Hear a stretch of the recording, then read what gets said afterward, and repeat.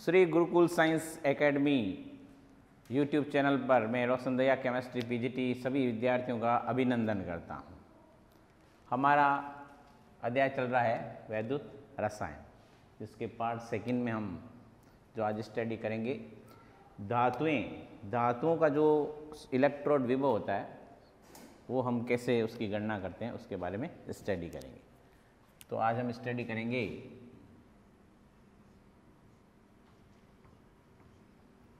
धातुओं के इलेक्ट्रोड विभव।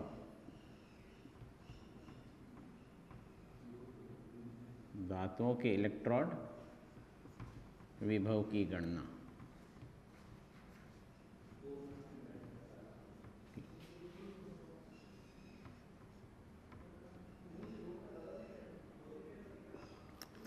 स्टूडेंट्स, धातुओं का इलेक्ट्रॉनिक विभव जो होता है, इलेक्ट्रोड विभव जो होता है उसकी हम गणना किस प्रकार से करेंगे उसको ध्यान से देखना। हमने कल भी आपको बताया था SHE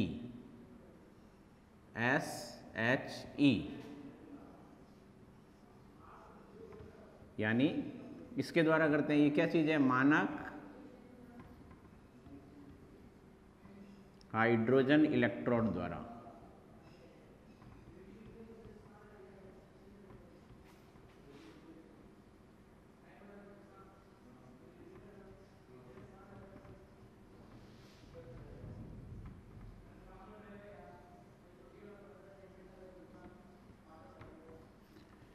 तो हम मानक हाइड्रोजन इलेक्ट्रोड द्वारा इसकी गणना करेंगे। क्या होता है कि जैसे नॉर्मली कोई भी विद्युत अपघट्य पदार्थ है उसके अंदर हम कोई धातु की छड़ उसमें डालकर और उसको यदि हम किसी भी हाइड्रोजन इलेक्ट्रोड के साथ कनेक्टेड कर देते हैं तो उसके द्वारा हम धातुओं का इलेक्ट्रोड विभव ज्ञात कर सकते हैं। देखिए यहाँ बोर्ड पे हम बताते हैं कैसे ज्ञात करना है। इसके लिए आपको एक फार्मूला याद करना है।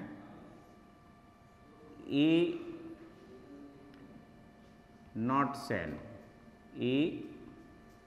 Cell equal to E nought cathode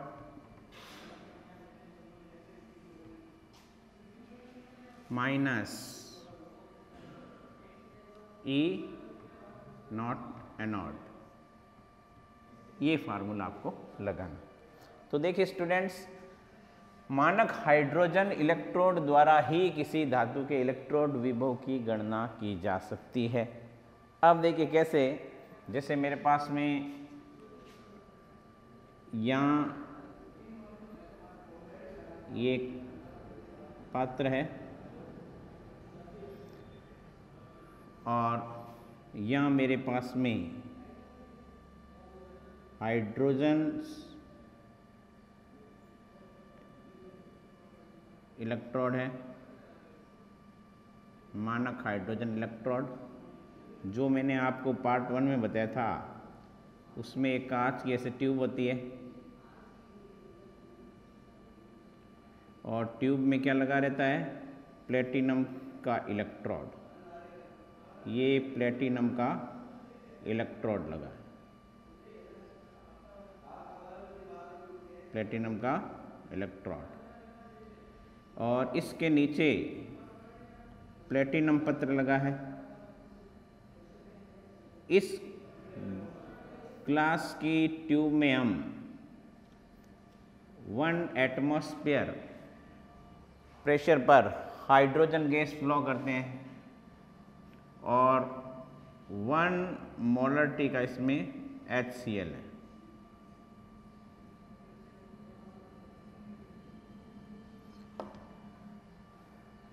तो ये मानक हाइड्रोजन इलेक्ट्रोड है और यहाँ पर मैं एक ये जिंक की रॉड डालता हूँ और इसमें जिंक सल्फेट भर देता हूँ। ये जिंक की रॉड है और इसमें अपघट्य के रूप में मैं 1 molarity zinc sulphate, 1 molarity zinc sulphate लेता हूँ। देखिए यहाँ से जो जिंक की रॉड है, ये इलेक्ट्रोड, और बीच में मैं यहाँ इसको जो धातु यानी लवण सेतु है उससे कनेक्टेड कर देता हूँ इसको। ये मैंने इसको लवण सेतु से कनेक्ट कर दिया। तो ये इसको लवण सेतु से कनेक्ट कर दिया। यहाँ वायर लगा के मैं यहाँ वोल्ट मीटर लगा देता हूँ। तो यहाँ एक वोल्ट मीटर कनेक्ट कर देता हूँ। तो ये मेरे पास में एक वोल्ट मीटर है और इसको मैंने यहाँ कनेक्ट कर दिया।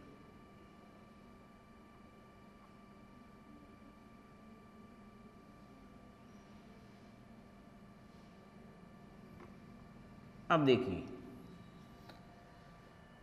ये रॉड है जिंक की।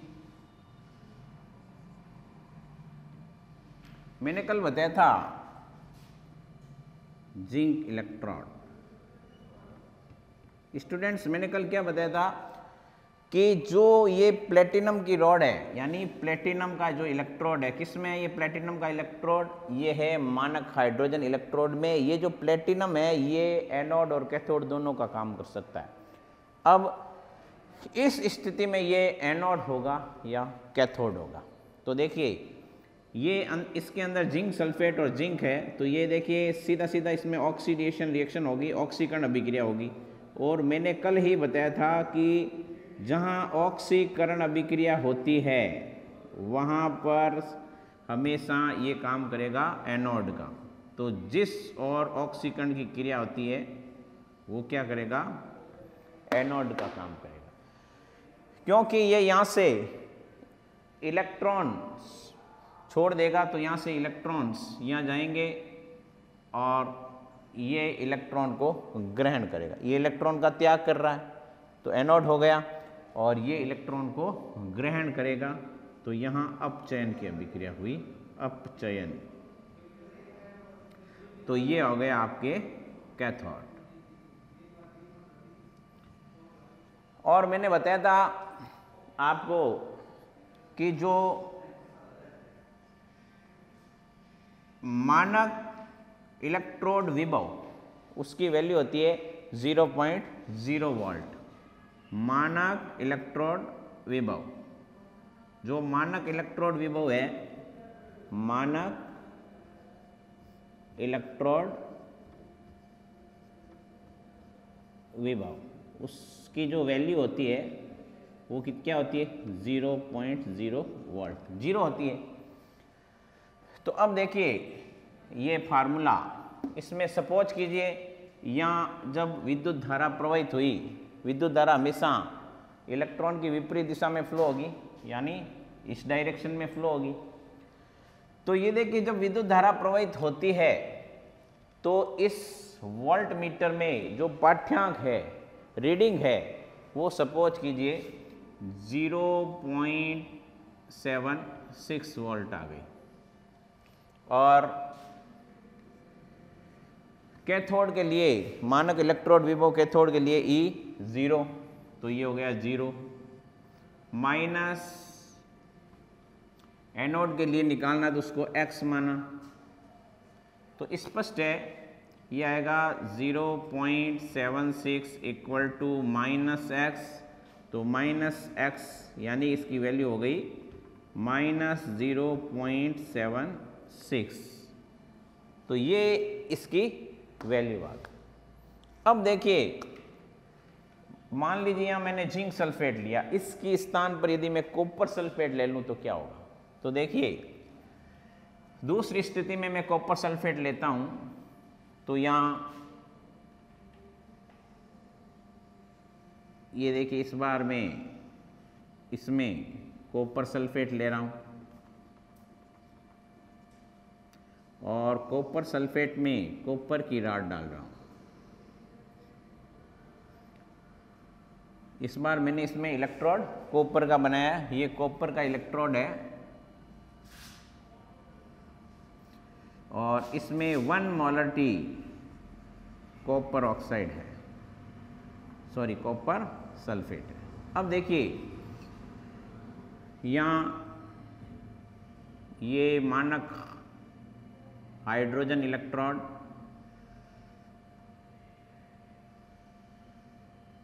इसमें प्लेटिनम का इलेक्ट्रोड है और नीचे क्या है, प्लेटिनम पद, और इसमें भरा है 1 मोलरिटी HCl, 1 m HCl, और यहाँ ये लवण सेतु कनेक्टेड है और इसमें भी यहाँ वोल्ट मीटर कनेक्टेड है।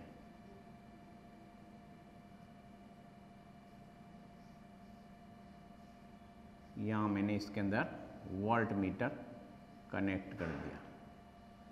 फिजिक्स में आपने पढ़ा होगा वोल्ट मीटर हमेशा समांतर क्रम में जुड़ता है।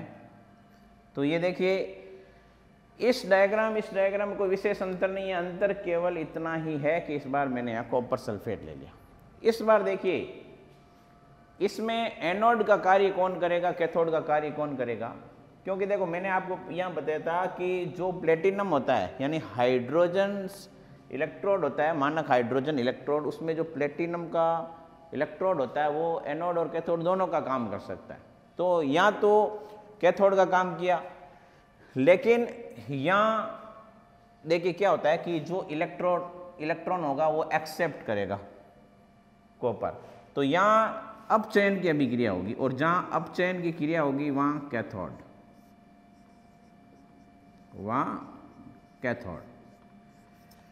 और इसमें ऑक्सीकरण की क्रिया होगी और जहाँ ऑक्सीकरण होगा वहाँ क्या होगा, जहाँ ऑक्सीकरण होगा वो एनोड का काम करेगा, ये एनोड का काम करेगा। तो जो विद्युत धारा प्रवाहित होगी वो इस डायरेक्शन में होगी। गैल्वेनिक सेल है उल्टी डायरेक्शन में होती है। सामान्य सेलों में जो विद्युत धारा होती है वो प्लस टर्मिनल से माइनस टर्मिनल की ओर होती है और इलेक्ट्रॉन का प्रवाह माइनस से प्लस की ओर होता है। लेकिन जो गैल्वेनिक सेल में यहाँ इलेक्ट्रॉन तो जो होता है एनोड से कैथोड की ओर जा रहा है, लेकिन धारा है वो कैथोड से एनोड की ओर जा रही। तो अब देखिए इसके लिए भी हम जो है ये इलेक्ट्रोड विभव की गणना करते हैं, फार्मूला वही काम आएगा, E nought cell equal to E cathode minus E nought anode. देख लीजिए इसको, और अब देखिए इसमें से ये माइनस करना। तो इस बार मान लीजिए मैंने यहाँ रीडिंग ली और सपोज कीजिए रीडिंग आ गई 0.34 वोल्ट। तो इस बार जो मानक इलेक्ट्रोड विभव है उसके लिए मैंने पहले ही बताया था जो वैल्यू होती है वो 0 होती है। तो यहाँ पर इसके बाद इसको x मान लेते हैं कैथोड को इस बार, और इसके लिए वैल्यू मैंने बताया था E नॉट मानक इलेक्ट्रोड विभव के लिए 0 होती है, तो ये हो गया -0। तो इसमें x की वैल्यू क्या आ जाएगी 0.34। यहाँ तो x की वैल्यू प्लस में आई है और यहाँ x की वैल्यू इसमें माइनस के। इसके लिए जो x की वैल्यू है वो क्या आई -0.76। x क्या है यहाँ पर, ये जो एनोड के ऊपर जो है इलेक्ट्रोड विभव है और यहाँ पर जो है सीधा सीधा ये कैथोड पर इलेक्ट्रोड विभव है। क्या बताया मैंने बताया था कि जो धातुओं का इलेक्ट्रोड विभव कैसे निकालते हैं। तो सीधा सीधा है, उसके अंदर हमको चाहिए मानक हाइड्रोजन इलेक्ट्रोड विभव, और मानक हाइड्रोजन इलेक्ट्रोड विभव को एक बार हम जिंक सल्फेट के अंदर जिंक की रॉड डालकर उसमें जोड़ दिया। तो उसके लिए जब मैंने उसकी वैल्यू निकाली तो मेरे पास में आया -0.76। दूसरी बार मैंने जब कॉपर सल्फेट और कॉपर की रॉड के साथ उसको कनेक्टेड किया तो मेरे पास में जो इसकी वैल्यू आई 0.34। तो यहाँ ये प्लस में आई है, यहाँ इसकी माइनस में आई। तो इलेक्ट्रोड विभव का मान प्लस में भी आ सकता है और इलेक्ट्रोड विभव का मान माइनस में भी आ सकता है। अब देखिए स्टूडेंट्स, हम पढ़ेंगे धातुओं की सक्रियता श्रेणी। तो मानक इलेक्ट्रोड विभव के अकॉर्डिंग धातुओं की जो सक्रियता श्रेणी होती है वो किस प्रकार से होती है उसको हम स्टडी करेंगे।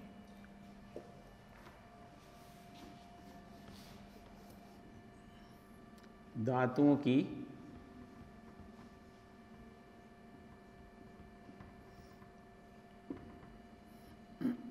सक्रियता श्रेणी, सक्रियता श्रेणी। डेफिनेशन क्या होगी, परिभाषा क्या होगी? देखिए, जो तत्व होते हैं, तत्वों को यदि मानक इलेक्ट्रोड विभव के बढ़ते या घटते क्रम में लिखते हैं तो उसको हम बोल सकते हैं धातुओं की सक्रियता श्रेणी। तो परिभाषा क्या हो गई? तत्वों के मानक इलेक्ट्रोड विभव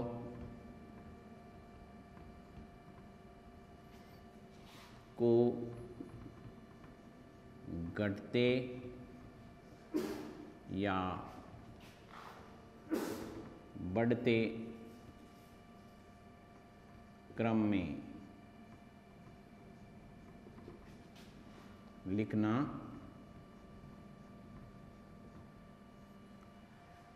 धातुओं की सक्रियता श्रेणी कहलाती है। तो ये देखिए, इसको आप राइट डाउन भी कर लीजिए। तत्वों के मानक इलेक्ट्रोड विभव को घटते या बढ़ते क्रम में लिखना। जैसे सब सर्वाधिक जो इलेक्ट्रोड विभव होता है वो फ्लोरीन का होता है 2.87 वोल्ट। हाइड्रोजन के लिए होता है 0.0 वोल्ट, और जो सबसे कम होता है वो लिथियम का होता है। लिथियम का होता है -3.05 वोल्ट।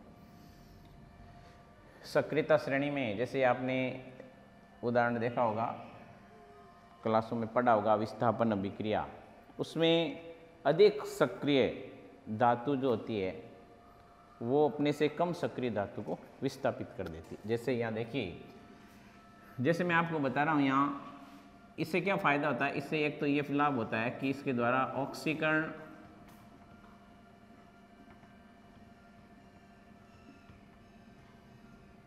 अपचयन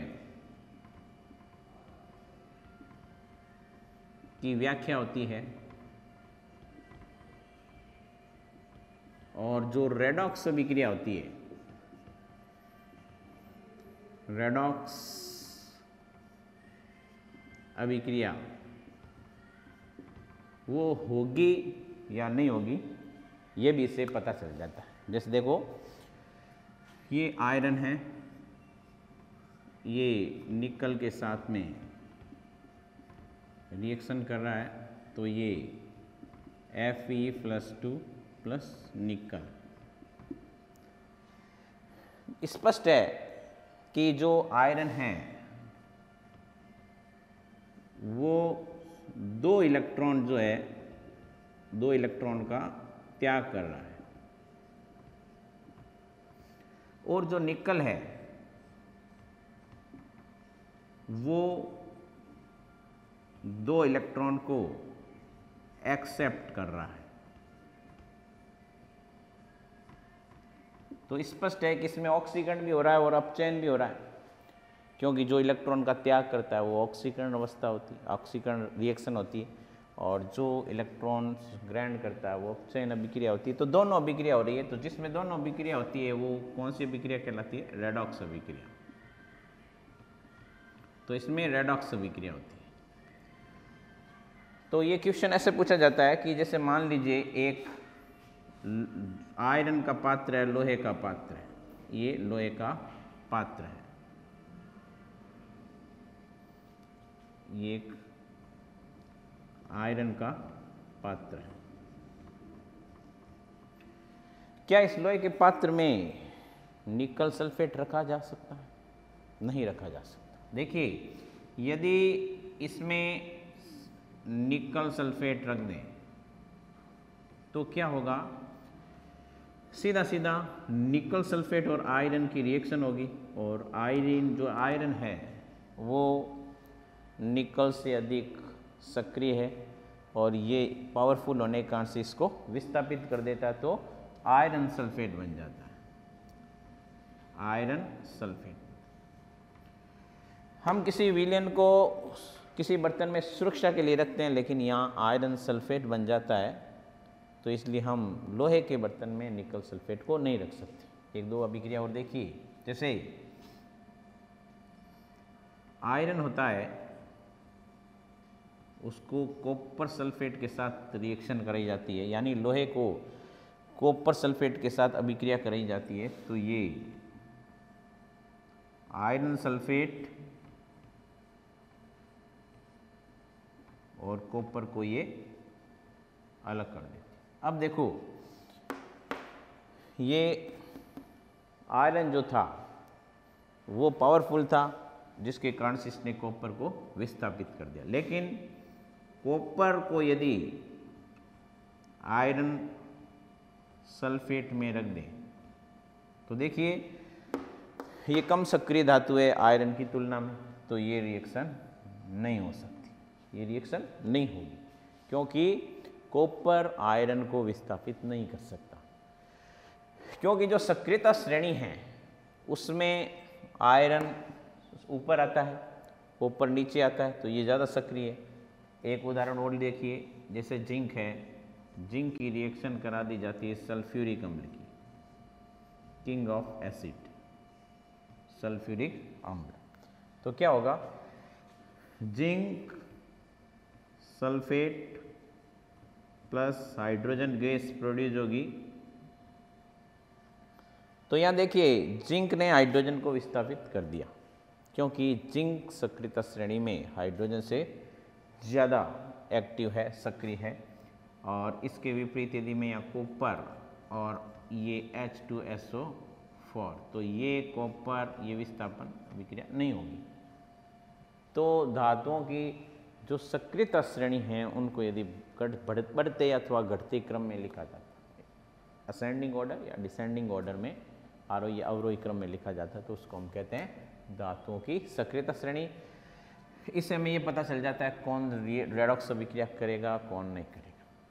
एक ध्यान रखिए, जो कभी भी जो सेल होते हैं, जो गैल्वेनिक सेल है या कोई भी प्रकार का सेल है, उसके लिए E0 सेल, उसका जो मान होता है वो 0 या 0 के बराबर नहीं होना चाहिए। यदि ये है तो उसमें सेल में रिएक्शन नहीं होगी। ये हमेशा धनात्मक होना चाहिए, E0 सेल धनात्मक होना चाहिए, तभी ये रिएक्शन हो सकती है, अन्यथा नहीं हो सकती है। अब स्टूडेंट्स हम पढ़ेंगे नैनसर्ट समीकरण। अब जो हम पढ़ेंगे स्टूडेंट्स वो नैनसर्ट, आरबीसी में से लिखा नैनसर्ट और एनसीईआरटी में नैनसर्ट ऐसे लिखा गया है। एक ही बात है, समीकरण।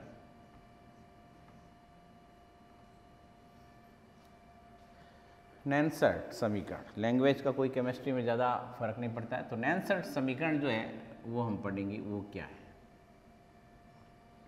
देखिए स्टूडेंट्स, जब हम किसी भी धातु का जो इलेक्ट्रोड विभव निकालते हैं तो उसके लिए हमें मानक हाइड्रोजन इलेक्ट्रोड चाहिए। तो मानक हाइड्रोजन इलेक्ट्रोड के लिए मैंने आपको बताया था, ये जो E0 सेल मानक इलेक्ट्रोड विभव, उसके लिए मैंने एक कंडीशन बताई थी आपको, वो क्या थी, 1 मोल सांद्रता होनी चाहिए और 298 केल्विन टेम्परेचर होना चाहिए, तभी हम जो है मानक इलेक्ट्रोड विभव द्वारा हम इसकी गणना कर सकते हैं। देखिए सभी सॉल्यूशन में तो आपको ऐसा मिलेगा नहीं कि 1 मोलरिटी का हो और वो रूम टेम्परेचर पर हो सकता है, ठंडा स्थान हो, गर्म स्थान हो, तो ये कंडीशन तो आपको मिलती नहीं। तो इसके लिए हम क्या करते हैं कि E और E नॉट में एक संबंध निकालते हैं, E और E नॉट में एक संबंध निकालते हैं। इन दोनों में संबंध निकालेंगे तो वो जो संबंध होगा उसको हम बोलेंगे नेल्सन समीकरण। तो क्या समीकरण है वो देखिए। सबसे पहले तो यहाँ नॉर्मल ये देख लीजिए, जैसे मान लीजिए ये कोई भी प्रकार की एक मेटल आयन है और इसने इलेक्ट्रॉन को एक एक्सेप्ट किया, तो ये हो गया Mn, sorry metal, M means metal. तो स्टूडेंट्स जो नेल्सन्स इक्वेशन होती है वो ये होती है, सामान्य इलेक्ट्रोड विभव E मीन्स सामान्य इलेक्ट्रोड विभव equal to E nought minus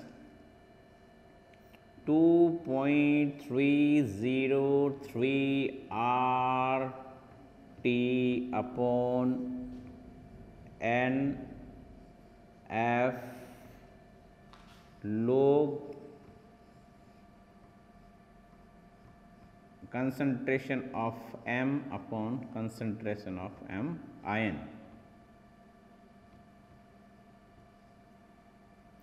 ये यहाँ देखिए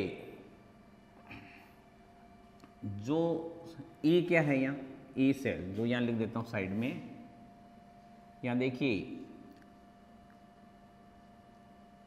ये है सामान्य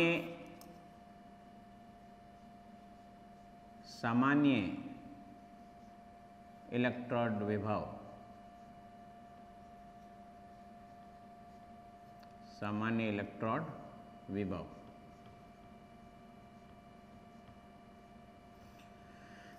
और E नॉट ये मानक इलेक्ट्रोड विभव, मानक इलेक्ट्रोड विभव। R क्या है, गैस स्थिरांक, गैस स्थिरांक। इसकी वैल्यू देखिए, गैस स्थिरांक जो होता है उसकी वैल्यू कांस्टेंट होती है, निश्चित होती है। देखिए 8.314, देखिए ये जूल पर मॉल केल्विन, ये गैस स्थिरांक की वैल्यू है। क्या वैल्यू है, 8.314 जूल पर मोल केल्विन। और उसके बाद में T यहाँ है परम ताप, और परम ताप के लिए जो रूम टेम्परेचर 298 केल्विन। N यहाँ क्या है, इलेक्ट्रॉनों की संख्या, भाग लेने वाले इलेक्ट्रॉनों की संख्या, भाग लेने वाले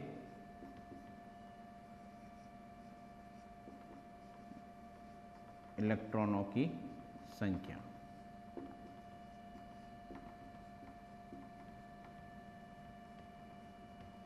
F क्या है, फैराडे स्थिरांक,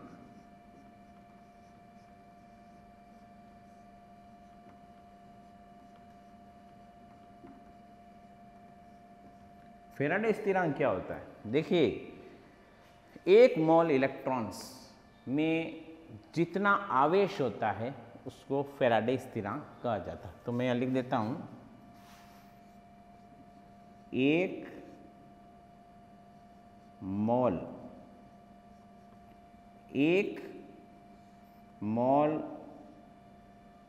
इलेक्ट्रॉन्स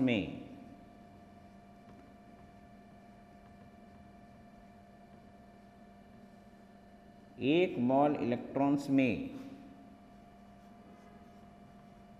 जितना आवेश होता है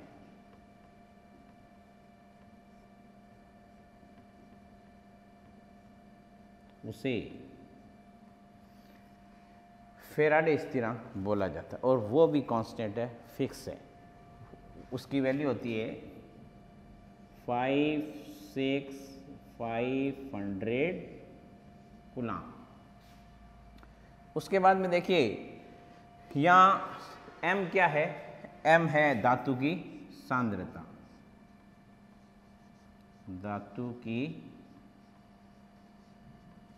सांद्रता, और इस धातु की सांद्रता को हम इकाई मानेंगे, मतलब एक मानेंगे, यूनिट।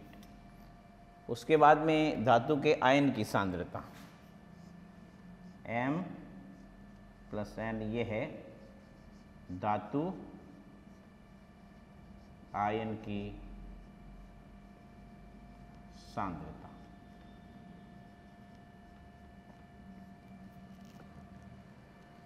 तो देखिए स्टूडेंट्स, ये जो नैनसर्ट समीकरण है, इसमें मैंने जो लिखा है, इसमें कौन सी क्या चीज़ है वो आपको पता होना चाहिए। वापस देखिए, ई सेल सामान्य इलेक्ट्रोड विभव है और ये मानक इलेक्ट्रोड विभव है।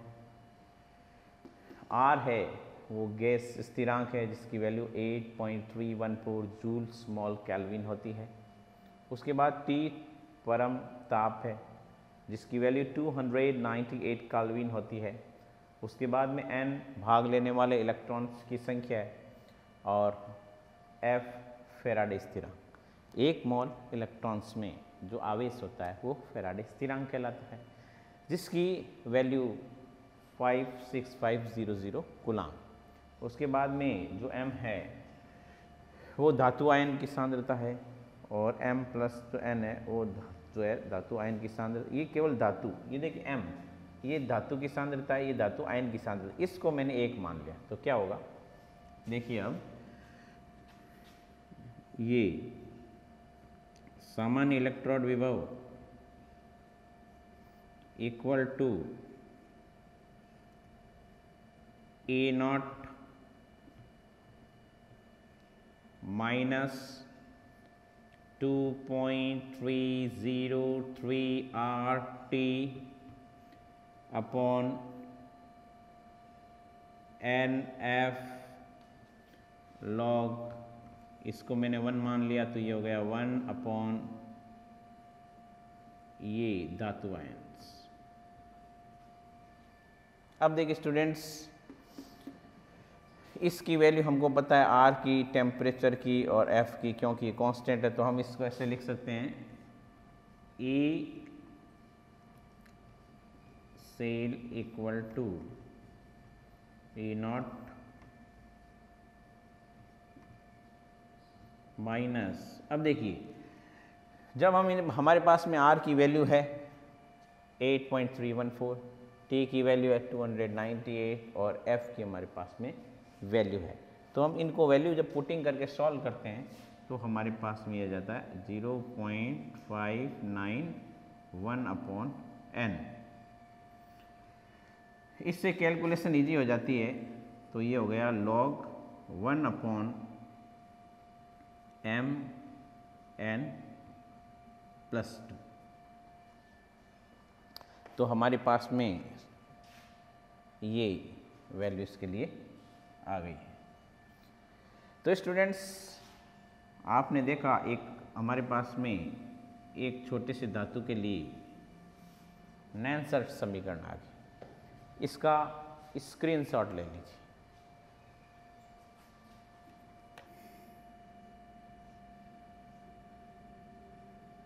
नैनसर्ट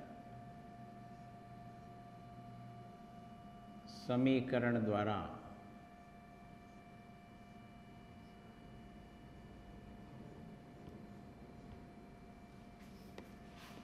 EMF यानी विद्युत वाहक बल, विद्युत वाहक बल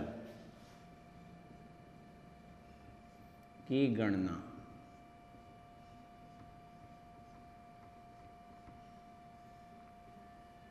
नैनसर समीकरण द्वारा विद्युत वाहक बल की गणना कैसे करेंगे?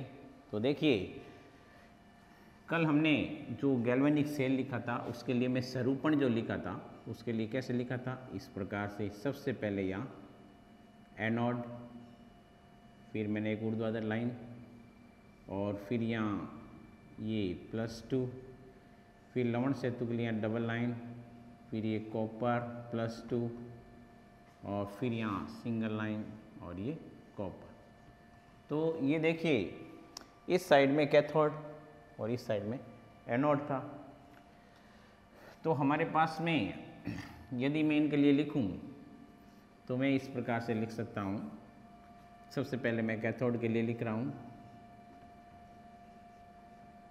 कैथोड हेतु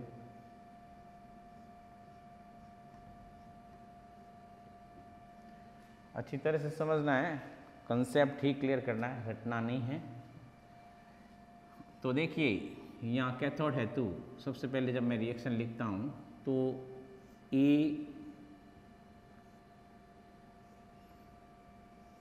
Cu+2 Cu equal to E0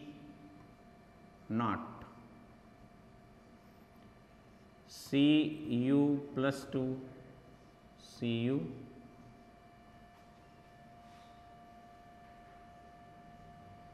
-0.591/n log 1/Cu+2। ये देखिए स्टूडेंट्स, कहाँ कैसे लिखी मैंने, कौन से फार्मूले से लिखी थी? इस फार्मूले से ये रिएक्शन लिखी है। ए सेल यानी जो सामान्य इलेक्ट्रोड विभव है वो क्या होता है, कैथोड माइनस एनोड। तो स्पष्ट है कि भाई मैंने यहाँ सबसे पहले कैथोड में से मैं माइनस करूँगा, इसलिए मैंने ये रिएक्शन। दूसरी मैं लिख रहा हूँ एनोड के लिए, एनोड है तो देखिए ए, अब एनोड के लिए तो ये है, तो यहाँ देखिए Zn+2 Zn equal to E0 Zn+2 Zn -0.591n log 1/Zinc+2। ये देखिए, ये रिएक्शन है, कैथोड पर ये होगी, एनोड पर ये होगी। अब देखिए,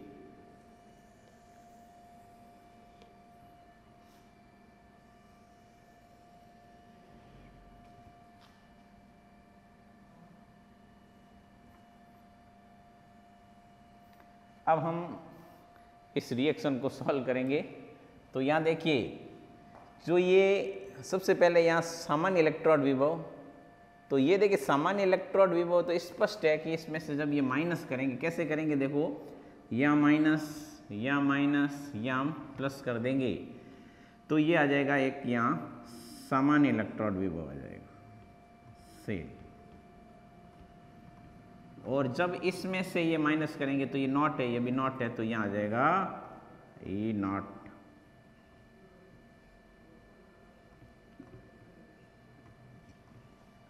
अब देखिए, इसको आप काट नहीं सकते, इसमें से देखो क्योंकि यहाँ कॉपर है और यहाँ जिंक है, तो ये देखिए इसमें हम कॉमन ले लेते हैं, तो ये -0.591/n, ये तो कॉमन आ गया।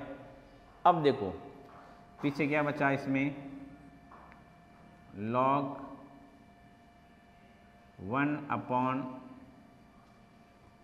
Copper ion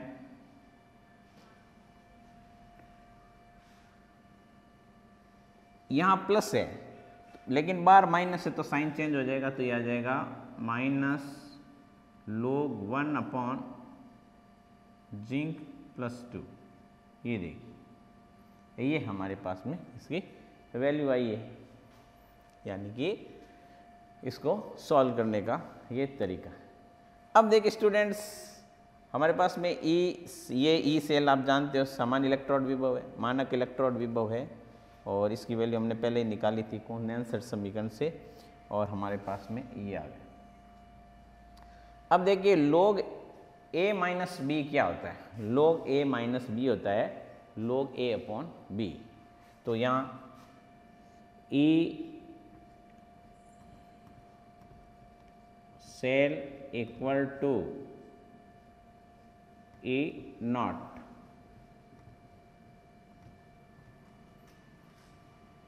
minus 0.591 upon n log 1 upon Cu plus 2 ion upon 1 upon zinc plus 2 ion. अब देखो स्टूडेंट्स, यहाँ जब हम इसको सॉल्व करेंगे तो ये आ जाएगा ई सेल यानी सामान्य इलेक्ट्रोड विभव इक्वल टू ये मानक इलेक्ट्रोड विभव माइनस 0.591 अपॉन n, और ये आ गया लॉग जिंक प्लस आयन ऊपर, और नीचे क्या आ गया कॉपर प्लस आयन 2। ये तो देखिए यहाँ पर जो हमने देखा ये क्या है, ये एनोड है और ये कैथोड आयन है। तो ऊपर एनोड आयन आएगा, नीचे कैथोड आयन आएगा। तो इसको आप ऐसे याद कर सकते हो, ई सेल यानी सामान्य इलेक्ट्रोड विभव equal to E nought minus 0.591 upon n log, यहाँ देखिए जिंक का हमने एनोड, तो ये देखिए यहाँ एनोड आयन अपॉन ये कैथोड आयन, ये हो गया कैथोड आयन। तो आपको इस प्रकार से इसको याद करना, एकदम इजी था, कोई ज़्यादा डिफिकल्ट नहीं है। थोड़ा सा आप मेहनत करोगे तो ये हो जाएगा, ऐसा कुछ नहीं है। आप इसका एक अच्छा सा स्क्रीनशॉट लेके नोटबुक में राइट डाउन कर लीजिए।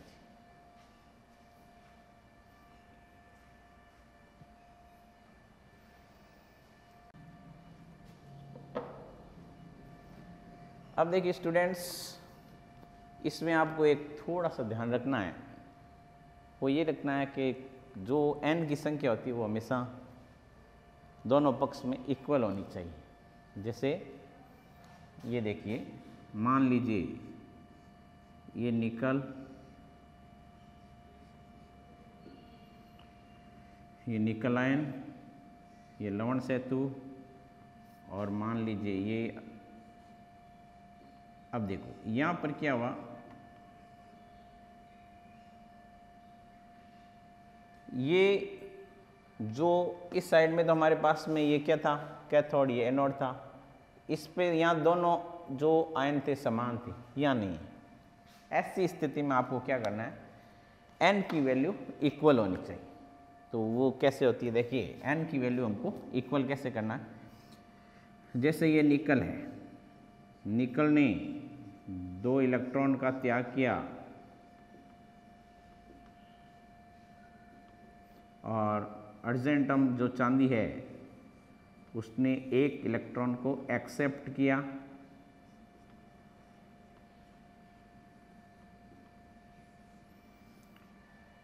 अब यहाँ 2 इलेक्ट्रॉन है और अर्जेंटम इसमें 1 इलेक्ट्रॉन है। अब क्या करें? तो देखिए स्टूडेंट्स, इसको इक्वल करने के लिए पूरी इक्वेशन को 2 से मल्टीप्लाई करना है। केवल यहाँ 2 से मल्टीप्लाई नहीं करना, पूरी कंप्लीटली इक्वेशन को 2 से मल्टीप्लाई करना है। तो देखिए यहाँ 2 से जो मल्टीप्लाई किया जाता है, तो इसके लिए जब ये लिखी जाएगी रिएक्शन, तो ऐसे लिखी जाएगी सामान्य इलेक्ट्रोड विभव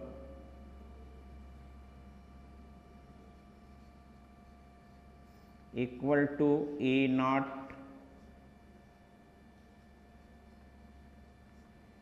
माइनस 0.531 अपॉन n लॉग, ऊपर निकल आयन आ गया, अपॉन ये अर्जेंटम चांदी। लेकिन यहाँ पर जो हमने जिस संख्या से मल्टीप्लाई करेंगे उसको यहाँ पावर में लिखना है, घात में लिखना है, ये थोड़ा सा ध्यान रखना। इसमें इसकी जरूरत नहीं पड़ी थी क्योंकि दोनों तरफ इलेक्ट्रॉन्स जो थे वो समान थे, तो n की संख्या भी समान होनी चाहिए, तो इससे हम n की संख्या समान कर सकते हैं। अब हम पढ़ेंगे नैनसेट समीकरण द्वारा साम्य स्थिरांक।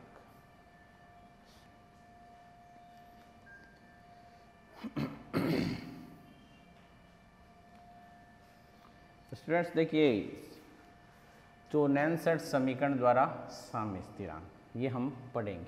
तो देखिए एक रिएक्शन देखिए, zinc plus Cu+2 ion, zinc plus 2 plus Cu।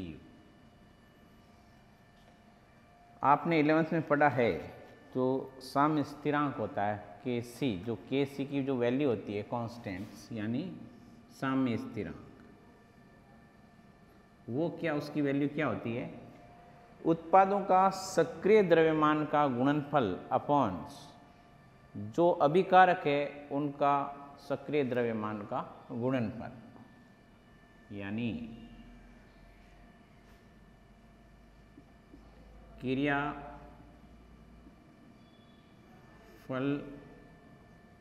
के सक्रिय द्रव्यमान का गुणनफल, द्रव्यमान का गुणनफल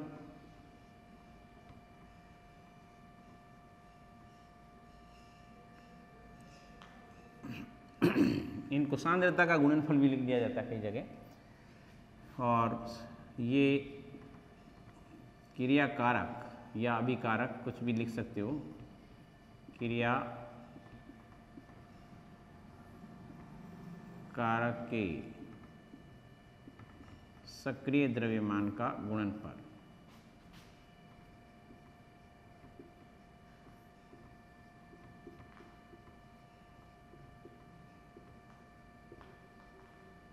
ये देखिए 11th में पढ़ा होगा, कई जगह ऐसे भी लिखा रहता है कि जो उत्पाद है उनकी सांद्रता का गुणनफल, एक ही बात है उससे। अब देखिए Kc इक्वल टू, देखिए यहाँ ये क्रियाफल है तो इनका गुणनफल यहाँ लिख देता हूँ मैं, अपॉन, और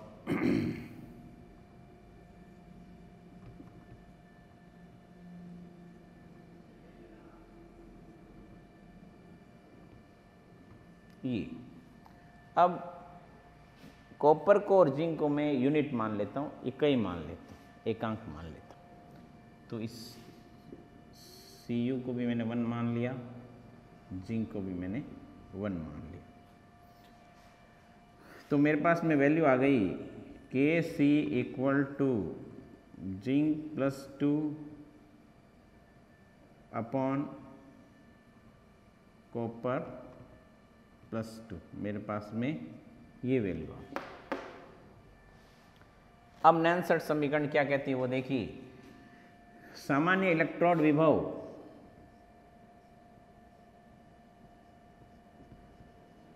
इक्वल टू ई नॉट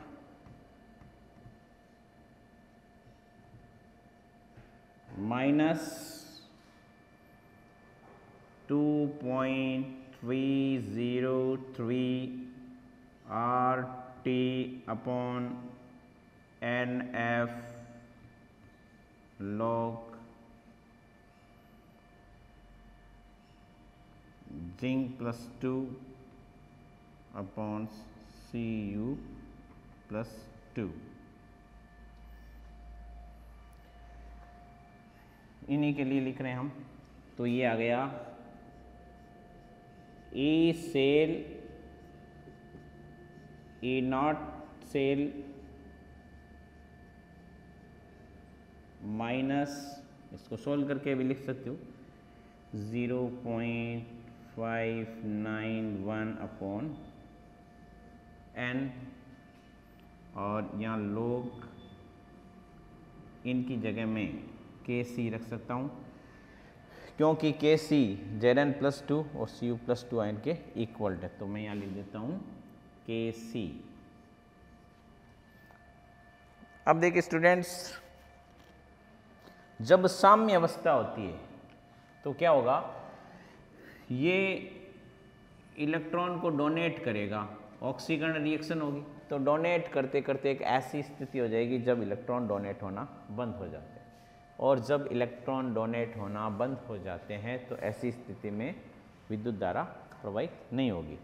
और जब विद्युत धारा प्रवाहित नहीं होगी तो उस स्थिति में जो सामान्य इलेक्ट्रॉन विभव है वो 0 हो जाएगा। तो 0 equal to E nought minus 0.591 upon N log K C.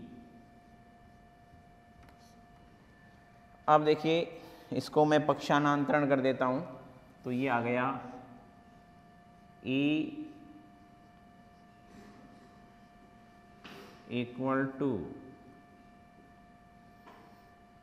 0.591 upon N log K C.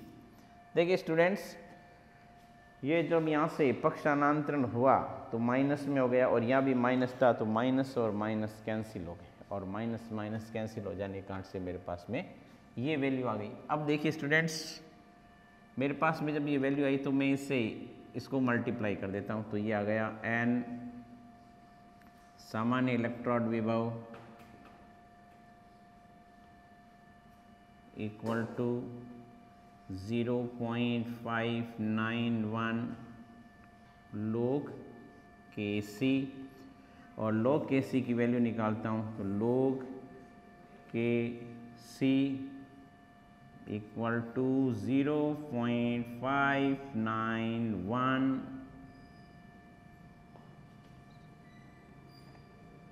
n सामान्य इलेक्ट्रोड विभव, और ये आ जाएगा अपॉन 0.591। ये वैल्यू हमारे पास में आ गई।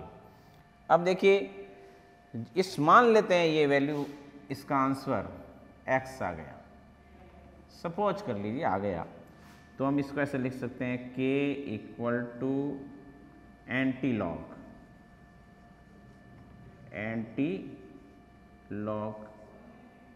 x।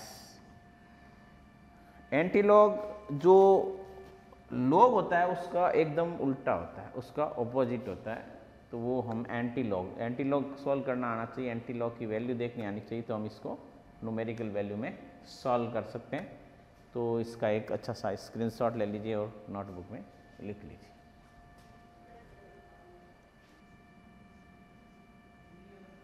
विद्युत सेल हेतु गिब्स ऊर्जा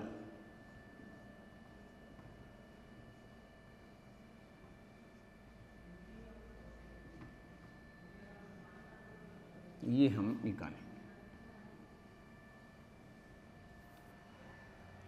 आप जानते हो कि जो सामान्य इलेक्ट्रोड विभव होता है सेल का, वो क्या होगा, W/Q। पढ़ा होगा 10th क्लास में भी, कार्य बटा आवेश। तो कार्य क्या होगा, W = समान इलेक्ट्रोड विभव इंटू Q यहाँ क्या, चार्ज। और सेल है तो सेल के लिए हम ये नेगेटिव काम लेते हैं। कौन सा सेल है, गैल्वेनिक सेल। अब देखिए Q = क्या होता है, चूंकि Q क्या होता है, Q होता है नंबर्स ऑफ इलेक्ट्रॉन्स। तो नंबर्स ऑफ इलेक्ट्रॉन्स बहुत ज़्यादा है और ज़्यादा मात्रा में हम वहाँ पर हम क्या लेते हैं, फैराडे स्थिरांक। तो ये हो गया W = E सेल। तो यहाँ मैं लिख देता हूँ NF। वर्क के स्थान पर मैं जो गिब्स ऊर्जा लिख देता हूँ, क्योंकि दोनों एनर्जी का भी जो ऐसा यूनिट जूल होता है, वर्क का भी यही होता है। तो गिब्स ऊर्जा = NF E सेल, यानी सामान्य इलेक्ट्रोड विभव। इसकी वैल्यू आपको पता है क्या होती है, तो इसको इस प्रकार से लिखिए, थोड़ा स्टैंडर्ड फॉर्म में लिख दीजिए। Gibbs not -NF E0 cell, और E0 सेल की वैल्यू, तो ये गिब्स एनर्जी -NF, इसकी वैल्यू आपको पता है इस सेल की क्या होती है, तो वो आपको अच्छी तरह से बताया, वो वैल्यू लिखनी है 2.303 RT/NF,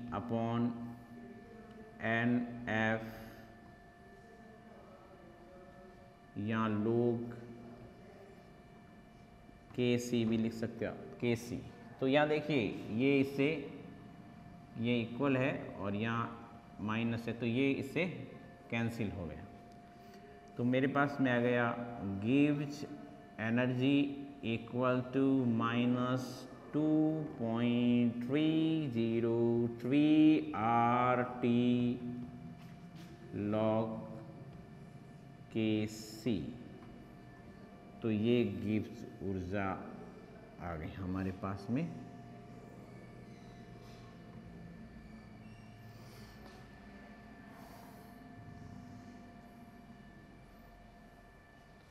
तो सभी स्टूडेंट्स से मेरा अनुरोध है कि इस वीडियो को हमेशा हर एक स्टूडेंट्स तक ज़रूर शेयर करें। देखिए सभी का भला होना चाहिए। हमारा इसमें क्या भला हो रहा है, कुछ भला नहीं हो रहा है, तो हम किसी का भला कर रहे हैं, तो आप भी किसी का भला कीजिए और ज़्यादा से ज़्यादा इस वीडियो को लोगों तक पहुंचाइए, जिससे दूर बैठे स्टूडेंट्स हैं, विद्यार्थी है, वो अच्छी तरह से तैयारी कर सकते हैं, उन्हीं को भी उनका लाभ पहुंचेगा। आप सभी का बहुत बहुत धन्यवाद जिन्होंने हमारी वीडियो को लाइक किया और दूसरे स्थानों तक पहुंचाया। धन्यवाद।